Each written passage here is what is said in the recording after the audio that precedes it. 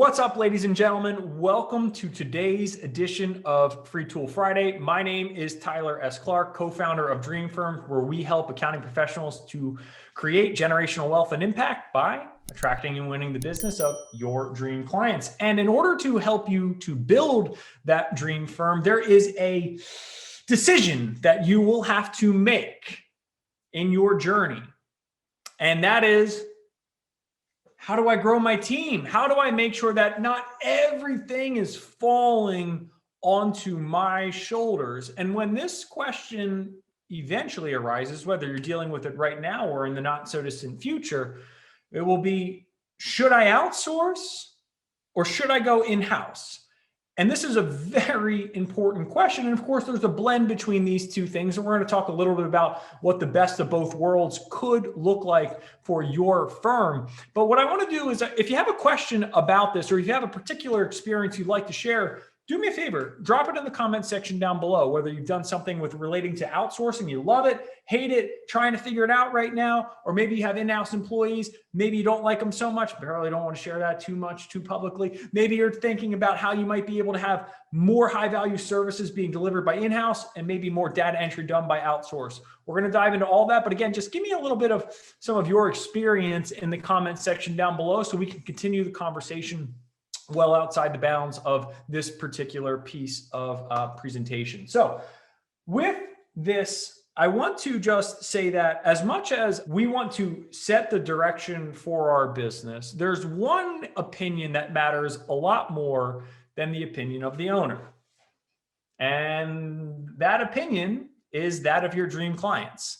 And I use that as a preface to start talking about something that feels almost counterintuitive to hiring and training and outsourcing versus in-house, because if you attempt to outsource, American jobs to other parts of the world, certain market segments, certain areas of the country will not take well to that in any meaningful way. So I use that as a backdrop for, before you even go down the route of considering outsourcing, the first thing you have to consider is, will your clients be accepting and tolerant of this particular choice? And if the answer is no, well, you have a decision to make. Do I continue to work with this particular client base? Sure. Yeah, why not? Or if not, what does my new client base look like? And how are they potentially more accepting of this decision that I'd like to make for my firm? Again, their opinion matters a lot more than our opinions as the owners. Like, all I care about is what you care about as my prospective dream clients. And my job is to make sure that I meet those expectations as best as possible within reason, of course. So start from there. And as long as they say, you know what, I believe, or I know that my clients would be accepting of this, then it comes down to, which of these should I be deploying? And when we look at it, I want to say that there is a balance between what is possible to be outsourced right now and what is really a difficult thing to be outsourced. And in order to help understand what I mean by this, I'm going to refer to what I consider to be the ultimate hiring matrix. And what we're talking about, of course, is hiring and training.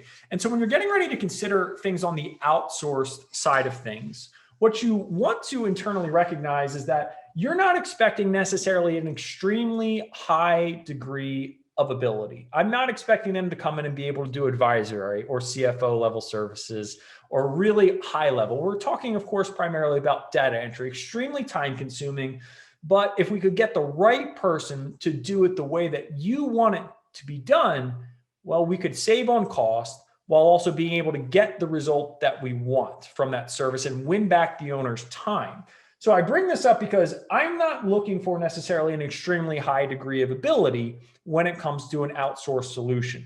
What I'm looking for is a very high degree of willingness, right? So like, I want them to be as far to the right on the willing versus able axis as possible, because I want them to want to do the job. And if they want to do the job and the compensation is right for them, they love it, and it's a very good deal for the firm, that's excellent.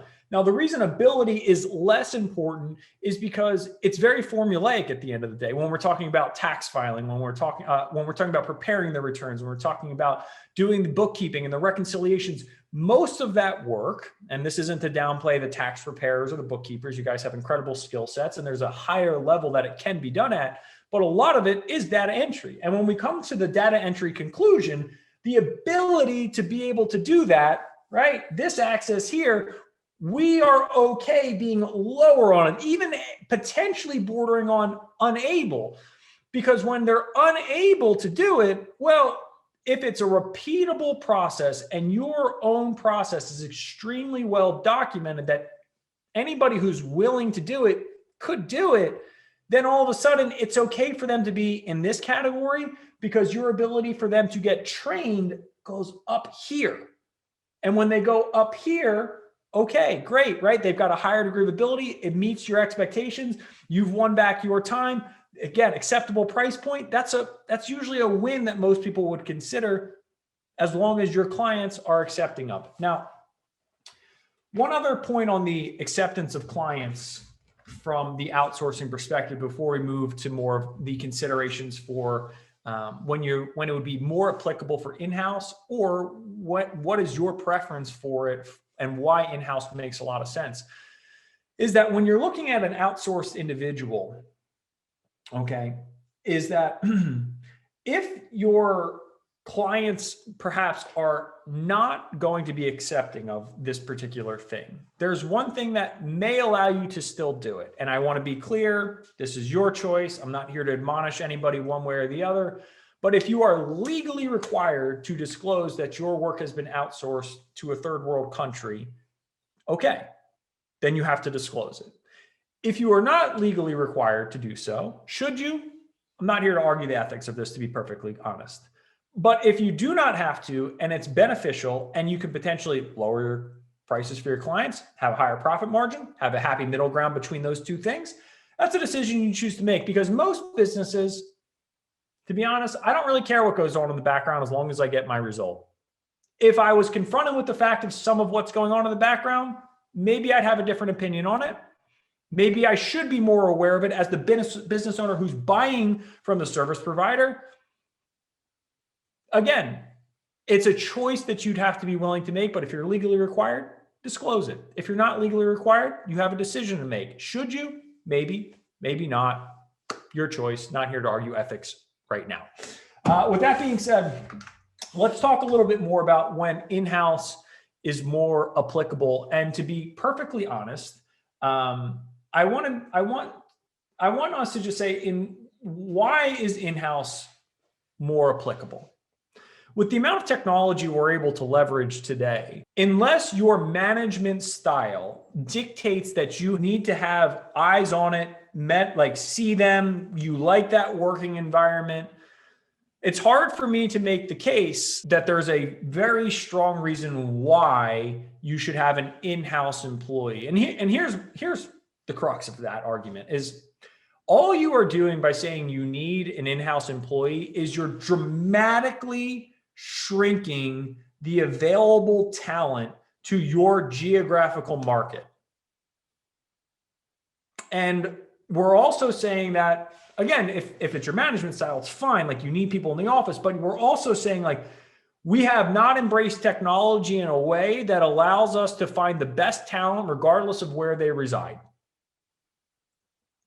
And if that's the case, again, that's fine. But you might look at that and say, we shouldn't allow that. We shouldn't continue to allow that.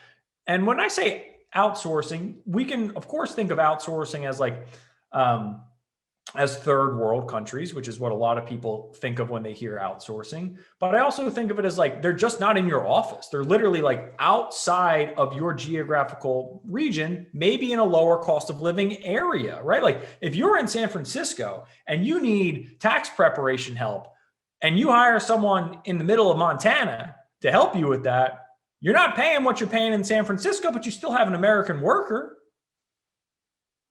Right? Like there are different ways to think about this that do not require us to just like say, this is the only way to do something, which is I'm going to send it to India for the cheapest amount that I can possibly get. Okay. Yeah, all right, I understand that mentality. And if it's good enough for the big four, which is what they all do right now, it's good enough for my firm. Fair enough. It's a fair point. But on the other side of the spectrum here is like an in-house employee is typically thought of as like American. They're in your, or they're in your geographical region. But I also think that like you can have the best of both of these, which is you can have an in-house person, right? An American, but you are leveraging a lower cost of living area in America, and they're getting a great rate for what they're doing. And you're able to just have what your clients potentially are more accepting of, depending on who you're servicing and what part of the country you're working in. It's an important consideration to make. So before we close out today's Free Tool Friday, I want to point out a couple of potential outsourcing options and what I think is the smartest way to go about outsourcing. In terms of outsourcing solutions, there are three names that I like to bring up frequently. I really wish they had affiliate links, but they don't.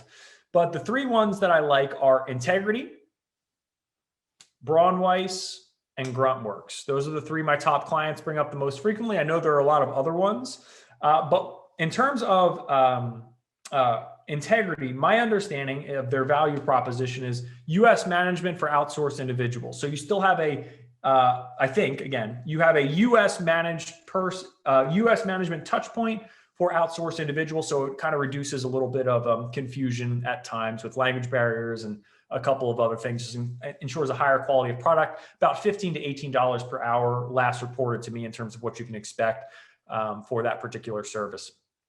Braunweiss is essentially $30 an hour, but they are U.S. outsourced. So they will do hiring for you. They will do a lot of also operation side things, which I think is very appealing. I've had a couple of clients work through them and very, very glowing reviews. Again, that's like U.S. outsource, which is what I kind of referred to earlier.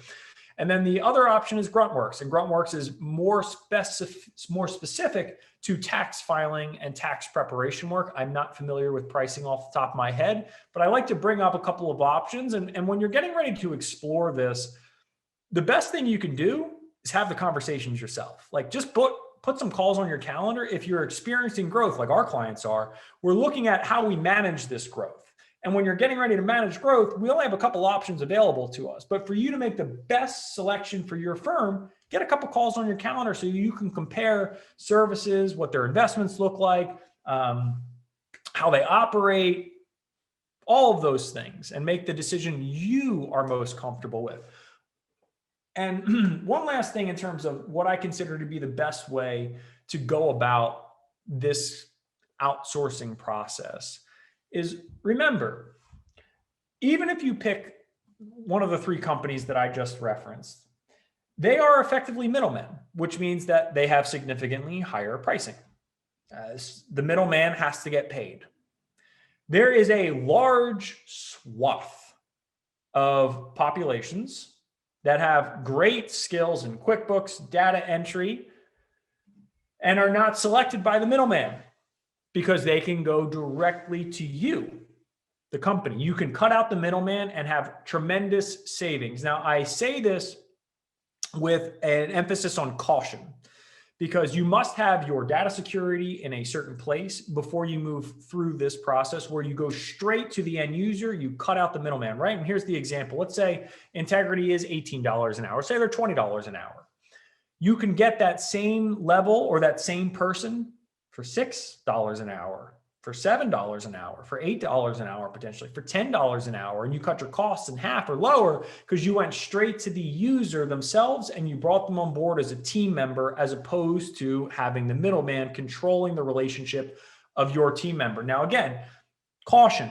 The reason we have to be cautionary about this is that if your data security is not in place, if your hiring and training principles are not in place, if your management principles are not in place, you've opened yourself up to, in my opinion, unnecessary risk. And why would you do that at the start?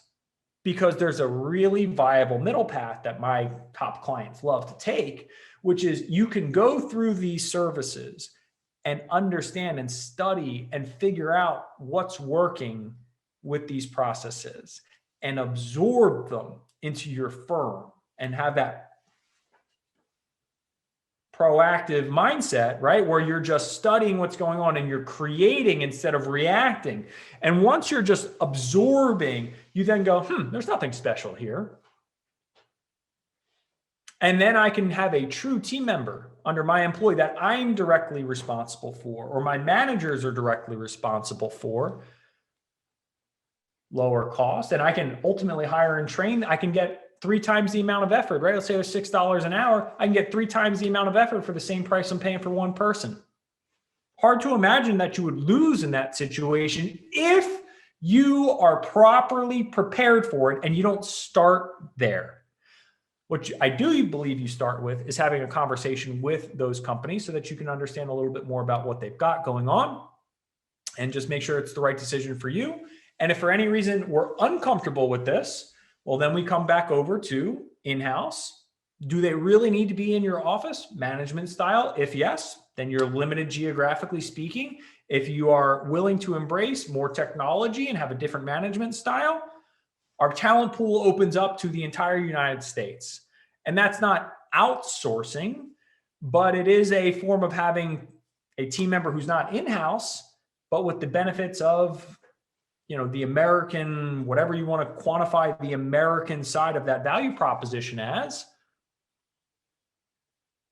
without necessarily whatever you consider the risk proposition to be of the prototypical way of thinking of outsourcing, which typically involves the third world countries. So that's today's Free Tool Friday lesson. I hope you make an informed decision, and I hope that decision leads you to bigger and better things down the line, where you ultimately stay focused in your zone of genius, where you are working specifically and only with your dream clients. So thank you for checking out today's Free Tool Friday. Remember, only you can make your dream firm a reality, but we help you every single step of the way. I'll see you all next week. Have a fantastic, fantastic Easter weekend, everyone.